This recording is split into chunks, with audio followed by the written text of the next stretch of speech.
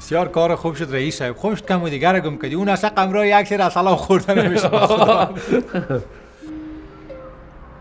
راستی اصولنامه تجارت خواندین؟ راست شبوی ما خود یک چیز نخواندیم. تازه نو از خودت هم یک چیز میشنم. بهتر است یک بار بخونیم، مخصوصا فصل 10 میشه که درباره کمیشن کاری است.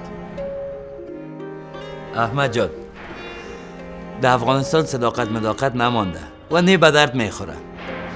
پشت این چیزا بگردی روزت تیر نمیشه. بیادر امانتداری ثواب داره. محمد امین پیغمبر ما شما با امانتداری مشهور. اگه ای گپ دادان مردم افتاد باز جمع کردن نمیتونی. مقصد فکرت باشه. کم دیگه هم صبر کن. معلوم میکنم که گذشته ای آدم چی بوده.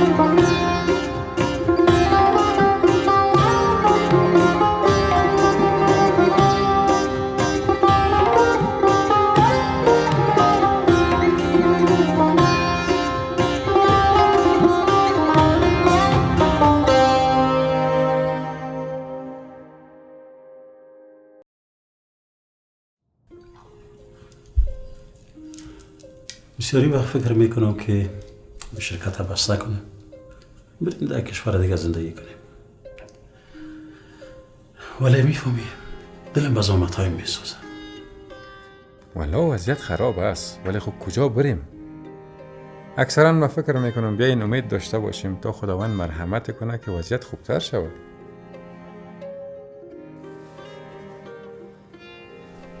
ببخشید شما رو به تکلیف ساختیم. ناوقت شبم شده و ما به قصد یک امر خیر آمده بودیم که اگر خواست خداوند باشه می دوستی خدا به خویشاوندی تبدیل کنیم. ببخشید که یک دفعگی ما یک گپ پیش کشیدم و امروی شما صحبت کردم در این مورد، اما شما وقت دارین میتونین در این باره فکر کنین. انشالله ما باز بار دیگه حتما میاییم و در این مورد صحبت میکنیم.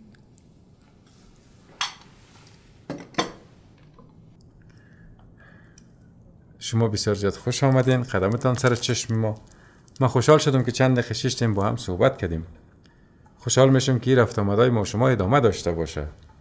افتخار میکنم که مثل شما و دوستان دارم و داشته باشم. ولی در مورد درخواستان باید بگویم که رضایت رضیه جان شرط است و من مطمئن هستم که رضیه راضی نیست. بازم من در مورد امرای رضیه جان صحبت میکنم، ببینم نظرش چی است. همونطور که براتان گفتم من مطمئن هستم که رضیه قبول نمیکنه. میشه من خودم امروی رضیه جان صحبت کنم؟ 1000 دفعه چرا نه؟ ولی اجازه بتین من یک دفعه در مورد امروی رضیه جان گپ بزنم، نظرش پرسان کنم، بعد براتون خبر میدم. خب حالا اگر اجازهتان باشه ما از حضورتان رخصت میشیم. هدف ما بود که و امید ما است که می دوستی ها و خیر به خویشاوندی تبدیل شود. ببینیم که رضای خداوند چی است. خواهش میکنم اجازه من به دست شماست. افتخار میکردم که چند دقیقه بیشتر در خدمت باشیم و اختلاط کنیم. تشکر. انشالله بازم خدمت خواهد آمدیم.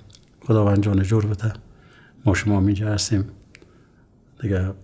حالا اگر ما را اجازه بدین از پیشتان رخصت میشه. میبخشید شما رو به خدا زیاد به تکلیف شدین.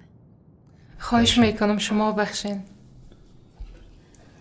بفرمایید.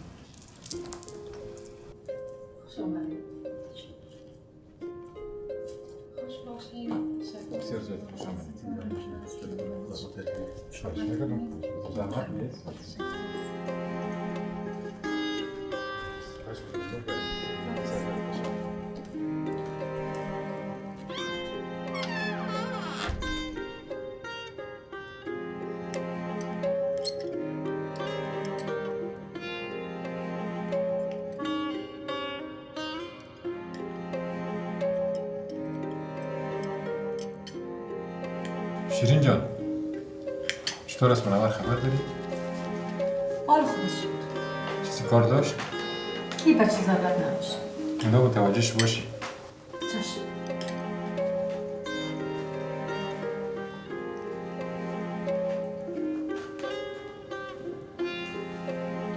رضیه دخترم، یک دقیقه بیا خودت.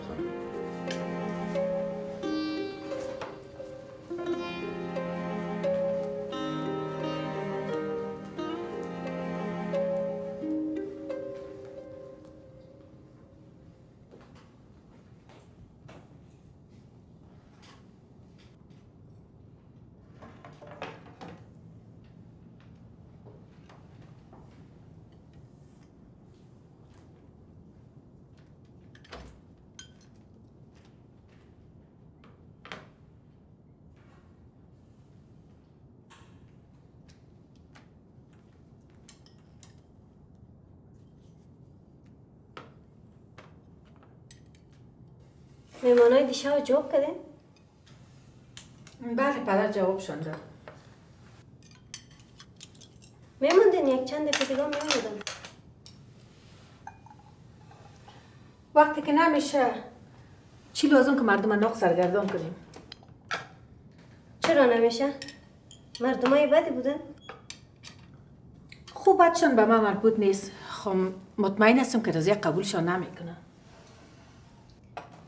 رضیه کی به خیر و صلاح خود میفهمه؟ چرا نمیفهمه؟ دختر هوشیار است.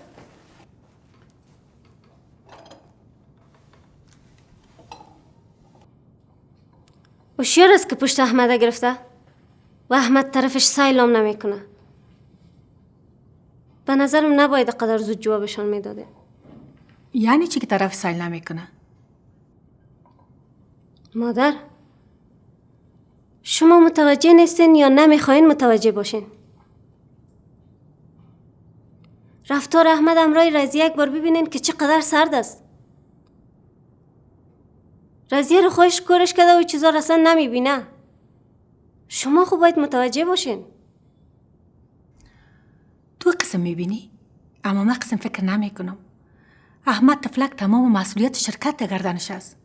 فرصت سرخوریدن نداره. پدر هفته یک دفعه او رو برای 1 ساعت میره خبرش میگیره. دیگه بیچاره تنهاست. مادر جان، میفهمم احمد در شرکت کارش زیاد است، ولی نمیفهمم چرا وقتی که در خانه است رفتارش همراه رضیه قدر سرد است.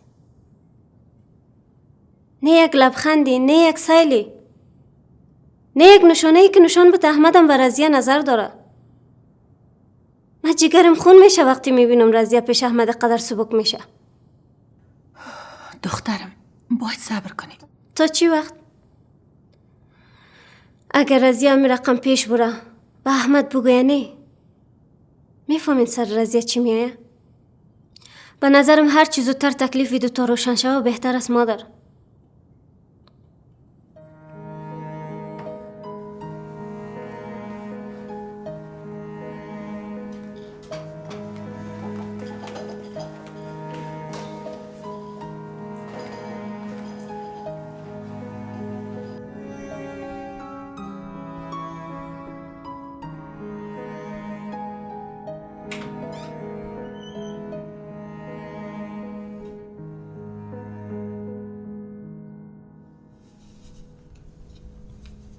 چی شده منور؟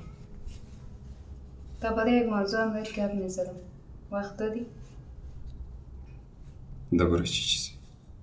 بگو. میشه یک دقیقه بشینی؟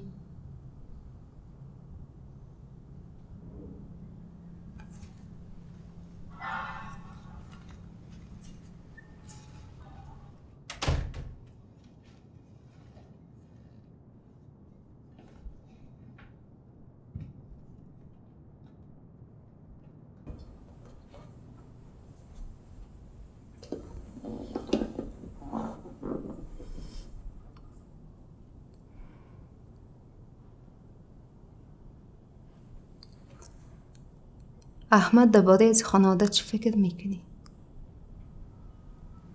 این آدمای بسیار شریفی هستن. چطور؟ درباره رضیه چطور؟ رضیه فوق‌العاده. اینقدر مهربان و معصوم است که آدم نمیتونه بغیر از دربارش فکر کنه.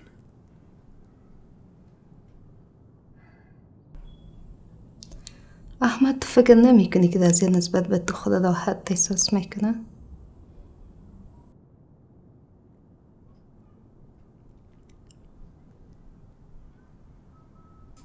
این هم از اینات لطف پروردگار است که خانواده نسبت به من خودشان راحت احساس میکنه.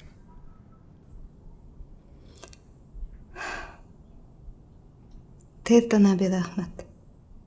تو واقعیت نمیفهمی که رضیه تو رو دوست داره؟ ما حیران به رضیه هستم که قدر رفتار سرد تو رو چطور نادیده میگیره. چرا قدر گردیش رفتار سرد میکنی؟ منور خوراکی گلم، به نظر دیگه چی رفتار میتونم امروز داشته باشم؟ من نان و نمکی خانواده رو خوردیم. این خانواده قدر با من مهربانی کرده که غیر از پاک دیدن به رضیه نمک حرامی میدانم و من نمیخوایم آدم نمک حرامی باشم. هیچی گفته میده احمد. اگر این خانواده تو رو قبول نمیکرد اینجا میوردید که زیر یک چتر بایشان زندگی کنی؟ میفهمم منور. من میفهمم که خانواده بیش از حد با من مهربانی میکنن، ولی من چی کار به رفتار اینا دارم؟ من باید با خودم صادق باشم که احمد خدمتکار که توان گرفتن یک خانه کرایی را نداره، لیاقتی همه مهربانی را دارم یا نه؟ و من لیاقت در خودم نمیبینم.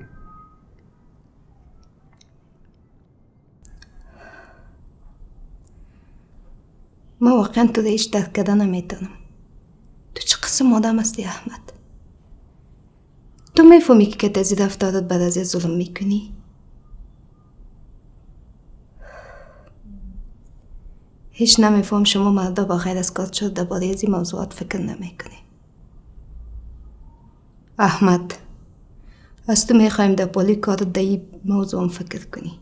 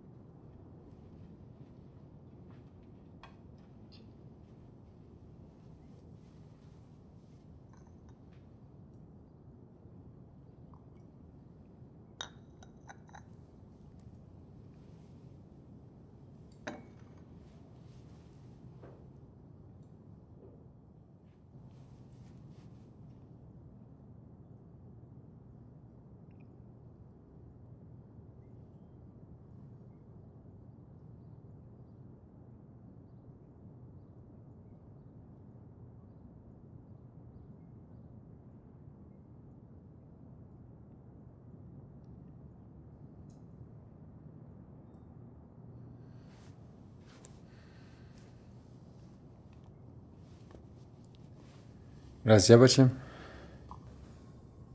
بخی برو منوره بگو آماده شین بریم باغ. پدر جان روز جمعه بریم که احمدم باشه. روز جمعه هم بریم. بریم؟ شما نمیرین؟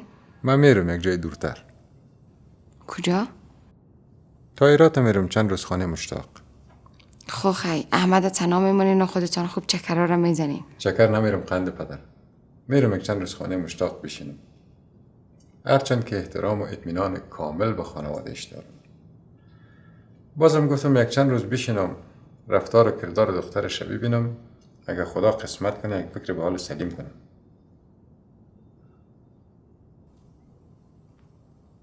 بخاطر که دخترم ناوقت میشه.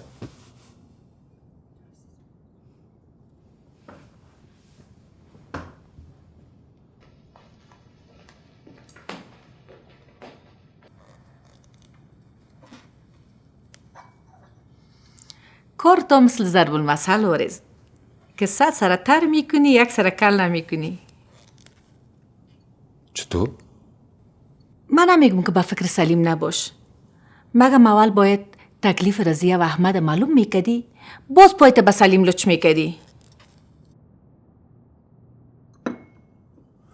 من گفتم میرم میبینمشان.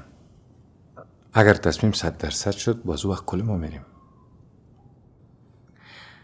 گفتم نه که 100 سر تر میکنی 1 سر کل نمیکنی. من نمیگم که خدا نخواسته از رضیه و احمد کدام خطایی سر میزنه، نه، مگم زیاد نزدیک بودن 2 نفر بدون کدام گپه از هر طرف که ببینی کار خوب نیست. از ایراد که آمدم انشالله یک طرفه میکنم. تو تشویش نکن. چی وقت میری؟ صبا بخیر میرم.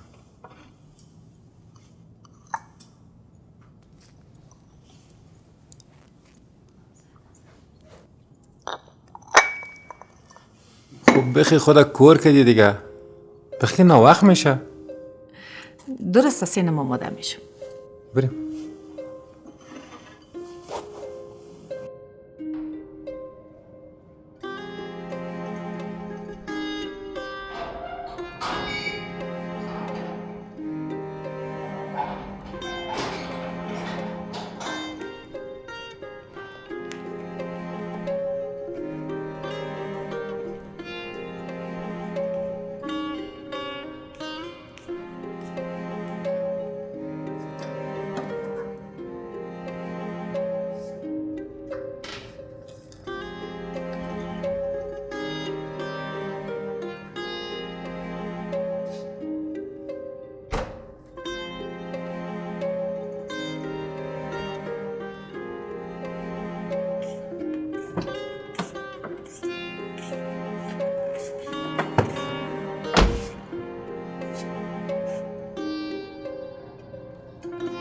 بخیر برین.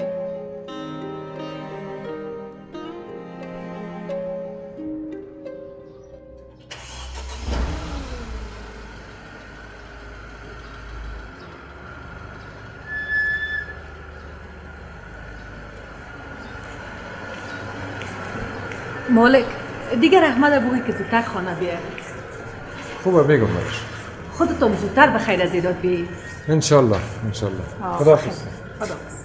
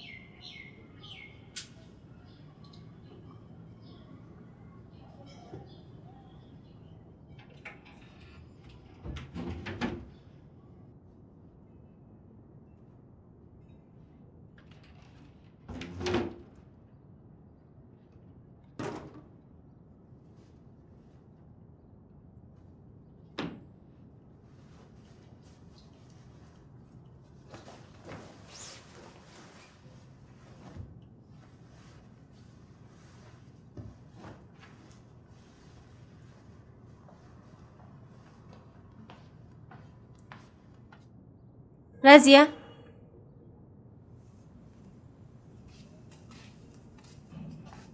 جان چند دقیقه وقت داری؟ میخوایم امروز گپ بزنم. درباره چی؟ درباره احمد. بگو. قلمت عصبانی نشی. چی کار به ما بیچاره داری تو؟ مگر چی کار کرده که قپشتش گرفتی و ازش بدگویی میکنی؟ نه اشتباه فکر نکن. احمد کاری نکرده. اتفاقا احمد کل کاراش درست است. ولی کارای توی یک رقم نامناسب است که شایسته رضیه نیست. چطور؟ مثلا میشه بگویی چی کار کردیم که در شأن راضیه نیست؟ ببین ما گفتم اردوی ما چند دقیقه گپ میزنیم. اگه من عصبانی نمیشم مرزیه. چرا فکر میکنی که من عصبانی هستم؟ بگو، دوست دارم بفهمم کدام کارم شایسته است و کدام کارم شایسته نیست. به نظرم تو جایگاه تا فراموش کردی. بابای کارات خدا پیش احمد سبک میکنی. میشه لطف کنی بگویی جایگاه من چی است و جایگاه احمد چی است؟ و یکی ما چی کار کردیم که به نظرت سبک معلوم میشم؟ درباره جایگاهتان خواهیچ آجد نیست ما چیزی بگویم. خودت میفهمی جایگاهت کجاست و احمد هم میفهمه جایگاهش کجاست. ولی که تو احمد مثل یک طفل ازش خبر میگیری دشان تو نیست. 24 ساعت ازش خبر میگیری. در نان خوردن تو کمکش میکنی. در کلا پوشیدن تو کمکش میکنی. وقتی میخوای بره شرکت تو را میرسانی تا دان دروازه مثل یک طفل مکتبی. تو دختر صاحب کار احمد هستی، نه مادر احمد. مرزیه، فعلا پدرت کجاست؟ سلیم، بیادر عزیزت کجاست؟ همه امروز خانه و زندگی و شرکتت به دست کیه داره میشه؟ چرا گپ از جایگاه میزنی؟ همه امروز جایگاه احمد در کجاست؟ مگه خدمت احمد میکنم اولش به خاطر انسان بودنش است. یک انسان تنها که در کل دنیا هیچ کس نداره. اگر هم داره نمیفهمم بینشان چی اتفاقی افتاده که اینقدر بدبینش ساخته و حتی یادآوریش برش دردآور است. دوم به خاطر ایست که تنها مردی است که خانواده ما تو برش باور داره.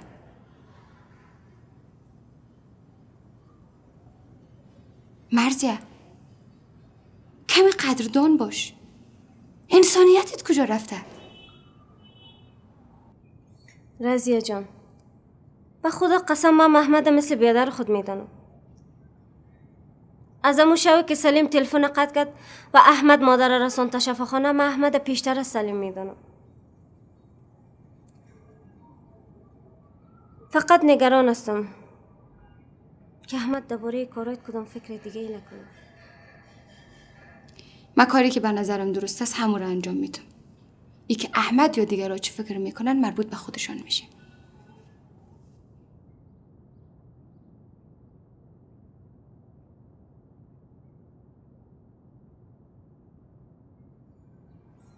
رضیه جان، از کپایم ناراحت شدی؟ لحظه.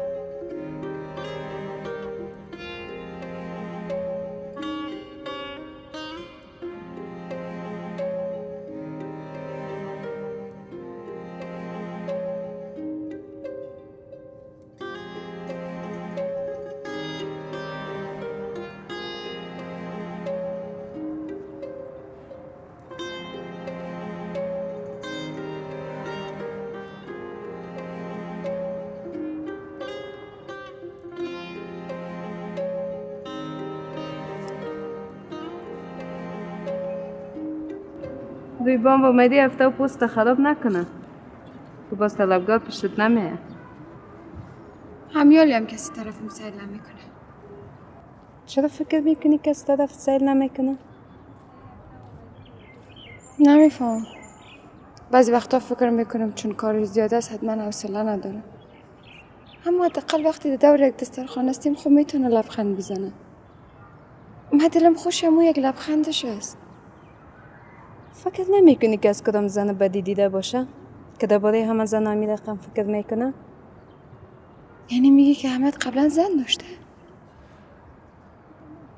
زن خب فکر نمیکنم. نامزد چیز دیگه. که یک قسم درباره تمام زنها فکر میکنم. منور جان، میشه از یک خواهش داشته باشم؟ قبول میکنی لطفاً؟ اگر در توانم باشه چرا نه؟ میشه همراه احمد گپ بزنی و در مورد گذشتهش بفهمی؟ هیچ گپش هم نزنی. هر چی که از من میخواستی من باید قبول میکنم، پوره میکردم. اما لطفاً این از من نخوای. چرا؟ اما من میخوایم در مورد گذشتهش بفهمم. که میخوای درباره گذشتهش بفهمی چرا نمیری ازش پرسان نمیکنی؟ من اگه جرأتش هم میداشتم آل ازش پرسان کرده بودم. میترسم احمد ازم قار شود. رازه جان، من که میبینم احمد از همه کلمدای تو راحت‌تر است. برو ازش بپرس. خو خیر است. تو یک بار دور ازش پرسان کو. اگه چیزی نگفت باز من ازش پرسان میکنم. رازیه لطفاً خواهش میکنم از من این توقع رو نکن.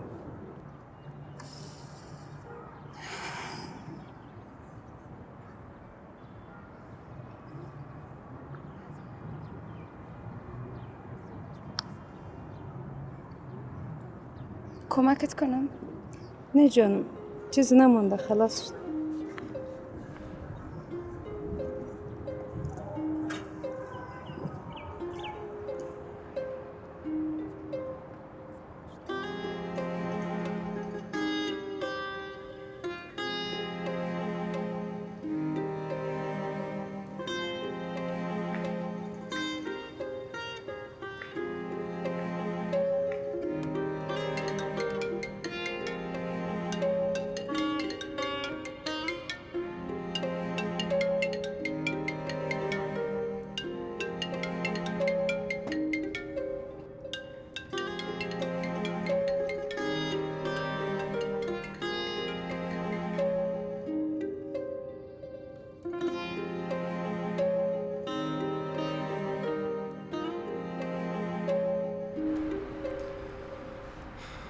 سلام، خوب هستین؟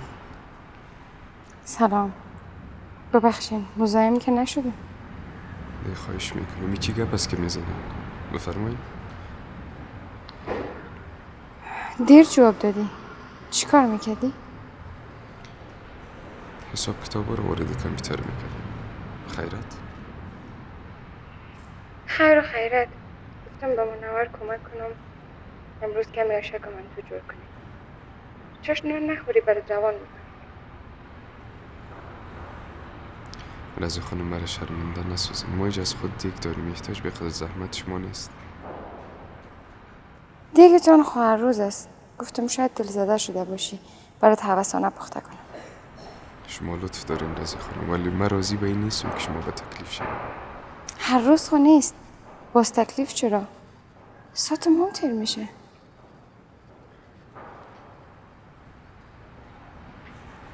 درست است، هر رقم که شما سلام میدونید. درست؟ پس فعلا با مان خدا. با مان خدا.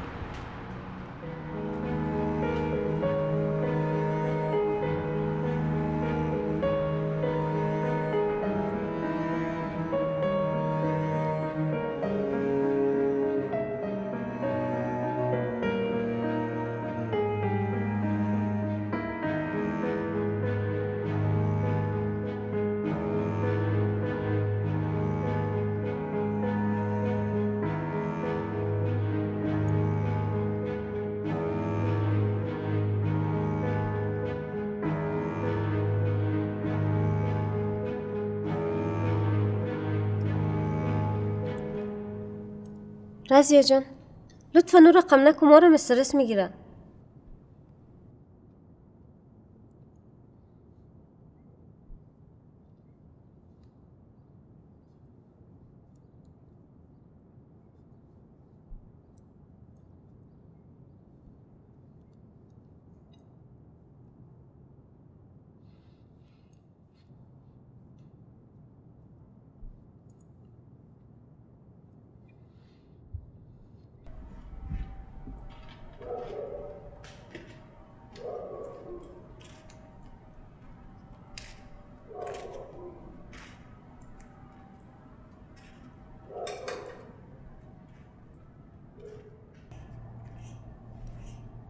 رضیه جان همیال برش زنگ زدی خب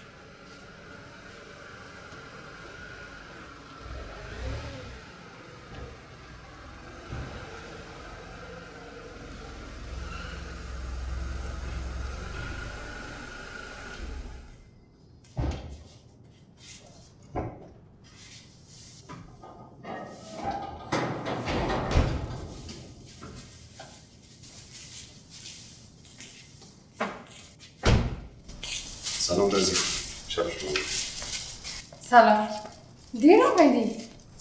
دیر است سر ریگوست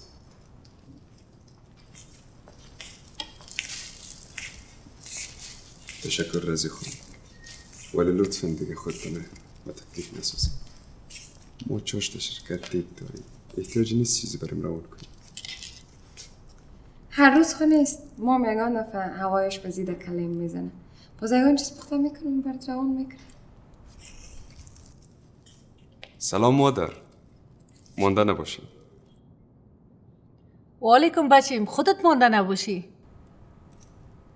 بیا بریم بیشی بریم لباسای ما تبدیل کنیم میاییم باز سیست برو بچیم داخل لباسای تبدیل کن من منوره میگم که نان آماده کنه با سر میز بیا. درست است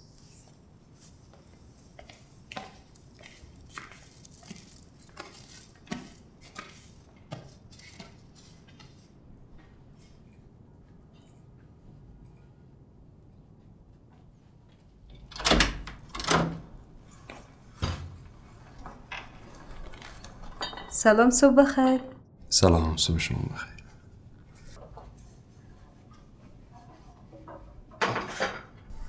تشکر بابت زحماتت بنار خانم نوش جان چیز دیگه میخوایی بیارم بعد؟ نه خیلی همالی تشکر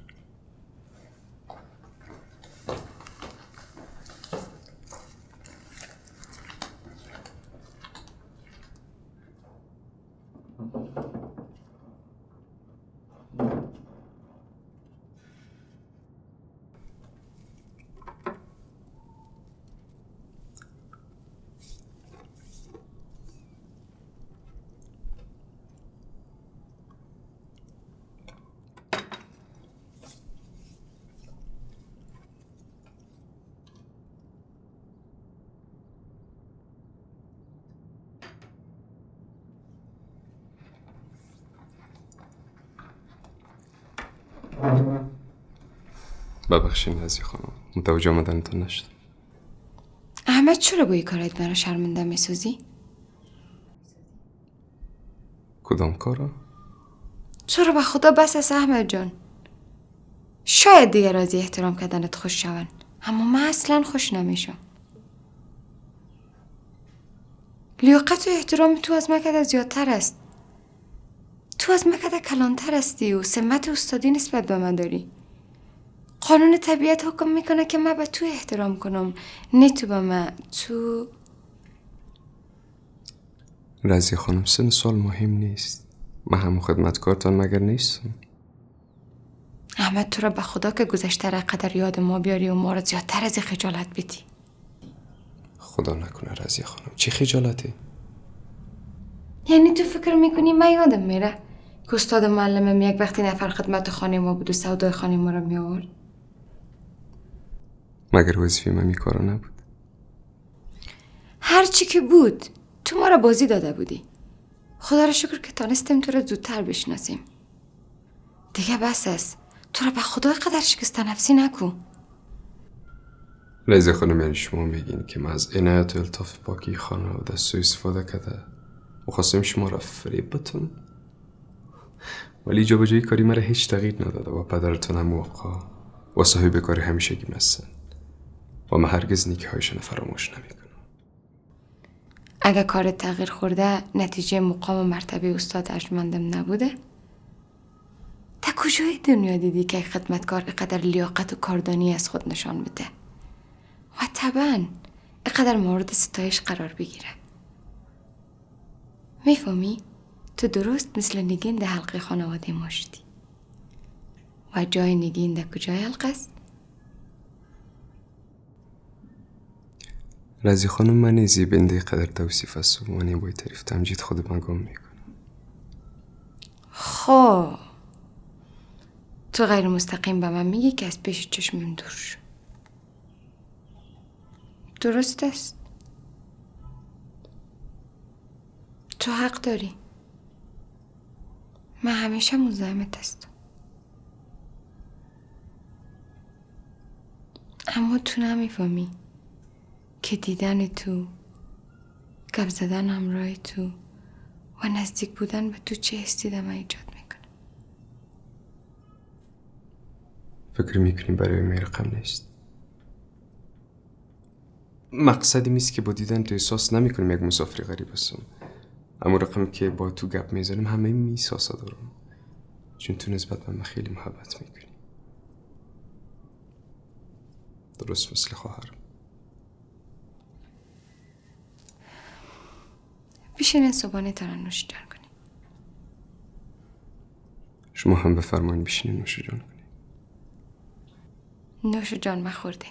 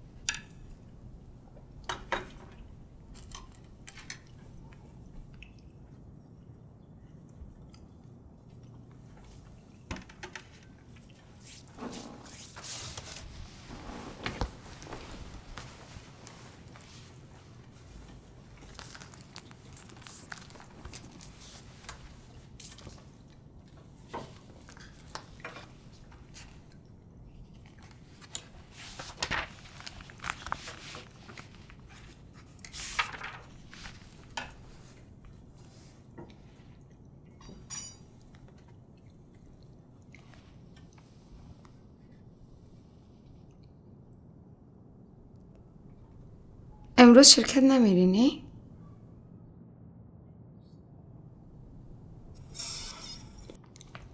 امروز جمعه است. کاش که تمام روزای خدا می رقم جمعه می بود.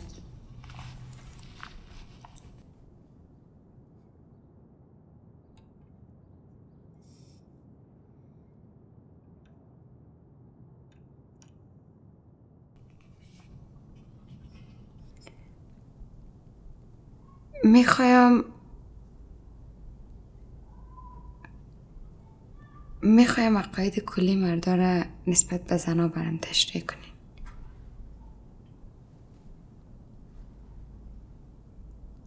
ای که مردا درباره زنا چه قسم فکر میکنه.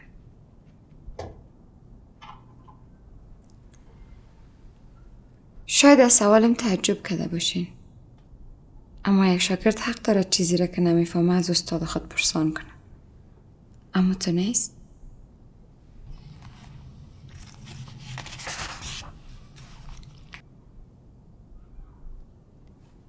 خودتون گفته بودین هر سوالی که داشتم حتی اگر مربوط به درسم هم نمیشد ازتون پرسان کنم.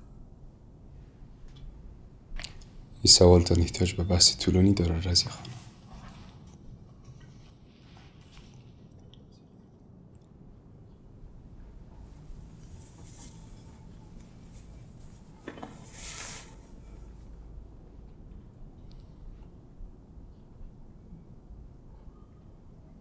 زن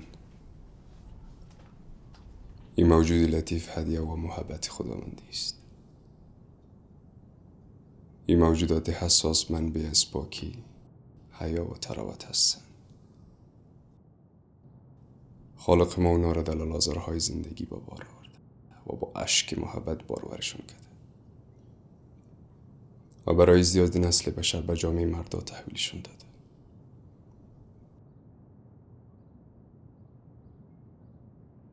امو رقمی که در هر گل تراوت و ظرافت خاصی هست، دست توانمند خدا نیست جسم میزنه به همو تراوت و ظرافت خلق کرده و حسی بخشیده.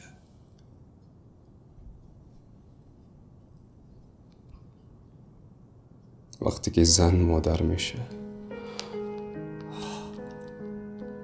خدای بزرگ،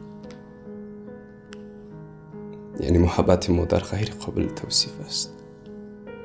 البته که محبت پدر، ولی اگر در جهان زن وجود نمی داشت، نسل به نام بشر هم وجود نداشت. به نظر من که تمام اینا تعریف و تمجید بی اساس است. اما من از طرف همجنسایم ازت تشکر میکنم. خب حالا میخوایم بفهمم که مردا کدام صفت زنها را بیشتر میپسنده.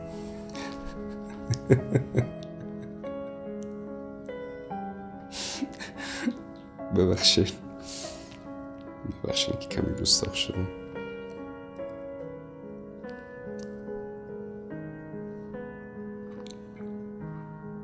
مرد زنی را میپسنده که در تمام شرایط او را دوست داشته باشه، عشق و محبت و جسم روح خود متعلق به او بدانه،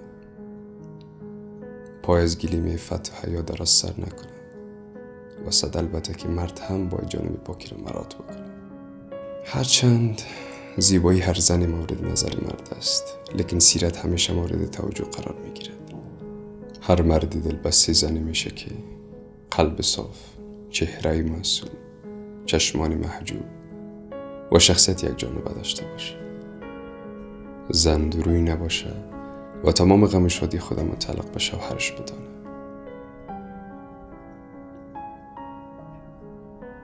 اما ببخشین که گپتان قطع میکنم، ولی حال نوبت مسکستان بپرسم.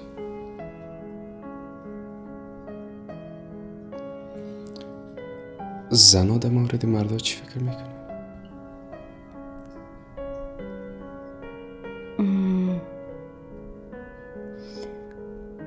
استاد مگر میشه شاگرد چیزی را که خودش پرسان کرده توضیح بده؟ استاد دوست داره در مورد این سوال هوش و ذکاوت شاگرد خودش را بسنجه. باز فکر که امتحان است و میخوای سوال امتحان جواب بدی.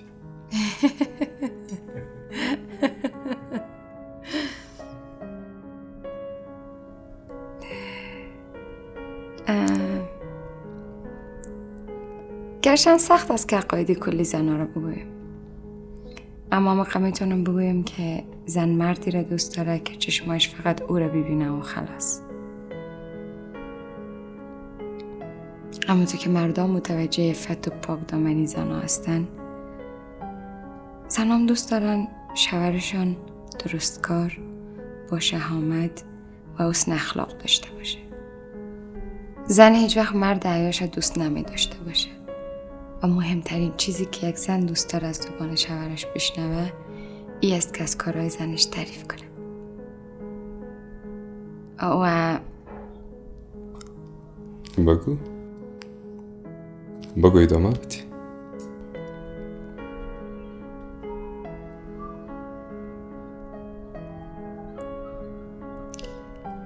زن مردی را دوست داره که او هم دوستش داشته باشه و تمام فکرش متوجه زنش باشه. عشق زن پاک و معصوم است و هر زنی کمتر احتمال داره که بیشتر از یک بار عاشق شده باشه و اگر ناکام هم بونه هیچ وقت عشق اولش فراموش نمیکنه. ولی میگن زنها روزی یک بار عاشق میشن. هرگز این رقم نیست. هیچ زنی اطراف عشق دروغی نمیگرده. زن هر چیزی را که دوست داشته باشه او را تا آخرش از خودش میدانه. درست است که نمیتونه علاقه خودش ابراز کنه، اما کوشش میکنه که با جمله های کنایه‌آمیز به طرف مقابلش بفهمن.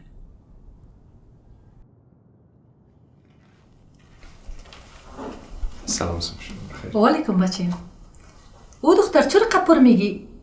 احمد یک روز جمعه رخصتی داره، با پرگفتن سرش به درد میاری. بفرمایید بیشتر. احمد بچیم دیگه اتاق آرام راحت هستی؟ از لطف شما بله. از این بهتر نمیشه. خب خدا را شکر. بفرمایید بیشتر. احمد جان اونجا بشی.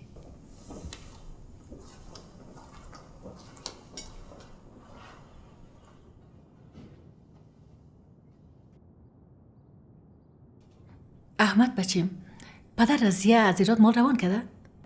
نه. سابق که ایراد میرفت از ایراد مال روان میکرد. خب اگه از یه چیزی احتیاج باشه به شرکتش زنگ میزنیم اونا روان میکنن. احتیاج به رفتن نداره. بر من خدا باری مال چیزی نگفت که روان میکنم یا نه. فقط گفت که میرم خبر مشتاق میگیرم. بله اگه خواست خدا باشه سریا دختر مشتاق برای سلیم جان طلب میکنیم. مشتاق برادر مالک نیست اما از برادر برش نزدیکتر است. از دور و دور شنیدیم که حاضر از دختر خود به سلیم بده، اما نفهم که سلیم هیچ حاضر نیست برای عروسی کردن. از این کارای بچه هیچ چیز نفهمیدم. فکر نمیکنم که سلیم دختر مشتاق بپسنده و یا حاضر شوه که زن بگیره. نمیفهم بچیم، نمیفهم که چی فکر خیال درباره زندگیش داره. اگه از دختر مشتاق خوشش نمیه، دخترای مقبول دیشار کم نیست، میتونه از او یکی انتخاب کنه. تا هنوز ای باره چیز گپ نزده. اگه از ما پدرش میشرمه خو برای خورش میتونه بگویه. من خودش نمیفهم چی وقت میه و چی وقت میره. مثل مسافرها و نیمه شب میه و صبح زود میره، هیچ کس نمیبینیش. همراه خانواده خودم مثل بیگانه آوری رفتار میکنه. اگه همراه دختر مشتاقم امیر قم رفتار کنه خب فاجعه است. نکنه این دختر مردم بدبخت. حتما کارش زیاد است تفلکه. زیاد باشه، سلیم آدم کلان است. نباید کار زیاد احساسات جوانیش نابود کنه. حالا که خودش نیست سخت از دربارش قضاوت کنی. پسرم تو دیگه اعضای خانواده ما هستی. با گفته پدر رضیه تو بچه دوم هستی. خدا شاید است که ما تو را مثل سلیم دوست داریم. ازت میخوایم که همراه سلیم گپ بزنی. بیشه که چیزایی برات بگویه. سریا از سلیم بعدش نمیایه، اما باید درباره احساسات سلیمون با خبر باشیم. اگه جوابش مثبت بود باز من همراه پدرش گپ میزنم. بچه حتما همراهش گپ میزنم. کوشش میکنم که از حال و اوضاعش با خبر شم، بعداً به شما خبر میدم. سلیم اخلاق خشن و عصبی داره، اما در مقابل لحن گرم و محبت آمیز تو میشه که رام شوه و راز خود برات بگویه. برات آرزوی موفقیت دارم. بریم بچیم، بریم که احمد به کارهای خودش برسه.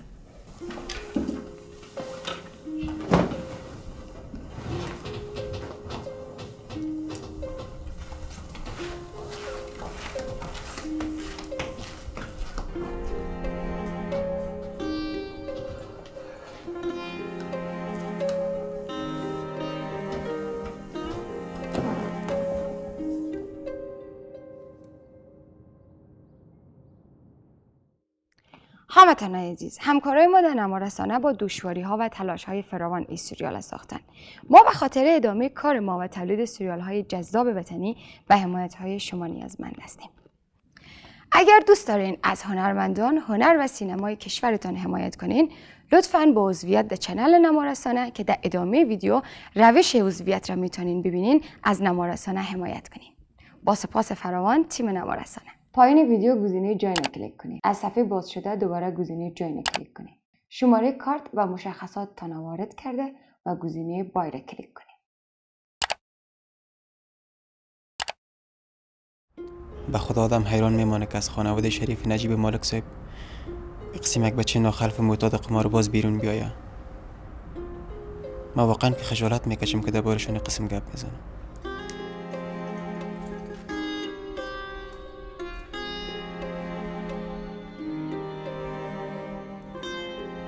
شب بخیر سلیم خان.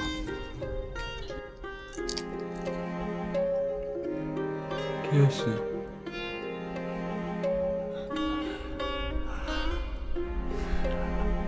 ای ممتاز، هیچ کس قدرت گرفتن تو رو از من نداره. سلیم میتونه دنیا را کن فیکون کنه، ولی یک لحظه تحمل ناراحتی ممتاز نداره. من میگم که چرا امروزی رسته دکانای ما پر نور روشن است. کلش از برکت قدمای مبارک خودت بوده. خواهش میکنم. خدمتکارتون افتخار داره که امروز در خدمت شماست. این گپ نخون نزن دیگه تو رو والا. این جوان لایق و با استعداده که میبینین حسابدار و مدیر شرکت پدر. نام مبارکش احمد است. در داخل تو چی گفتی؟ من نفهمیدم. گفتم دیگه غیر از این جهت دیگه امشب هر جایی که میری مخصوصا پیش ممتاز از احمد عکس میگیری بدون از اینکه خودش بفهمه. فهمیدم خاطر جمع باشه.